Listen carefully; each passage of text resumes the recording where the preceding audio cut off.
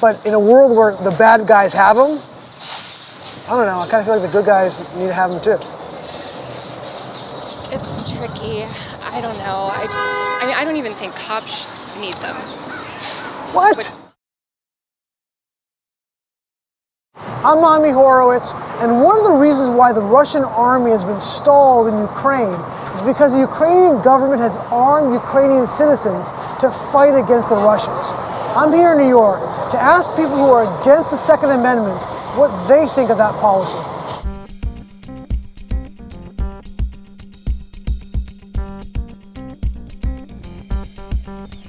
And one of the reasons why they were able to fight back so hard is because the Ukrainian government has been arming its people and saying we're going to fight in the streets, we're going to push them back everywhere they are. Do you think that was a good idea? Yeah, I think it was a good idea, like when it's a final resort to, protecting, the ones you love. The Ukrainian government has been arming its citizens so they can fight the Russian army on the streets, in their homes, anywhere. Any thoughts on that? I think that's good, probably, yeah. I mean, it's good they're not going silently. I think it's a very brave thing they're doing. Proud of them. Yeah. Honestly, I think that's great. When I first read that, it was very upsetting to me because I'm very anti-guns. Yeah. It's very upsetting. But I'm very impressed by the way they've dealt with that, and I think it's really powerful the way they've come together. If the citizens are able to drive out the Russian army with the guns, that means they worked.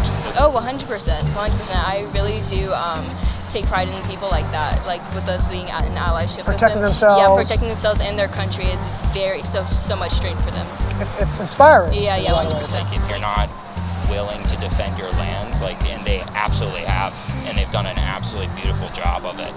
There is something about trying to defend your place of being able to try to defend themselves is very admirable and good. Love it. That's right. It's amazing what they've been doing that. You think that was a good idea? I think that was a great idea. In some ways, it make you kind of rethink your position on the Second Amendment here in the United States?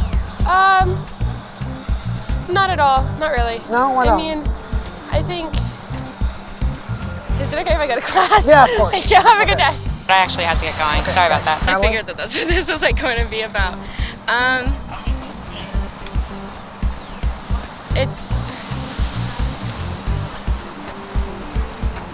I just think that there's a lot, and Ukraine is a very different country than America, and I just think it's largely about different factors involved. Okay. Yeah. Okay. And I do have to get to class. No I'm so problem. sorry. I actually haven't given any thought to that, to be honest. Now give us some thought. Yeah, I think, I should definitely look into that a little bit more. I haven't even thought about that at all. Watching what happened in Ukraine did make you think more about the Second Amendment. For sure. And the way that you may have changed the way you thought about it. For sure. It's definitely something to consider because it's that's the only way that you can oppose a force like that. If you don't have it, then you're probably just going to get run over immediately. Right. It's true. It's definitely something to consider, and it's definitely something to add into the discussion of the Second Amendment. Definitely. Yeah. I think so.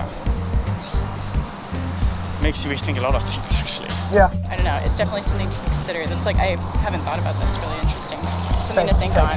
Yeah, but also brings focus to Issues that you may not have thought about before, in that way. I think it is something that we should be focusing on and something that But no, I mean, it is obviously I think everybody when they see things like this can't help but wonder. And rethink maybe. Yeah. And sometimes you need an outside event to make you kind of reframe Exactly. your thinking. Yeah. And this might be one of those. It's true.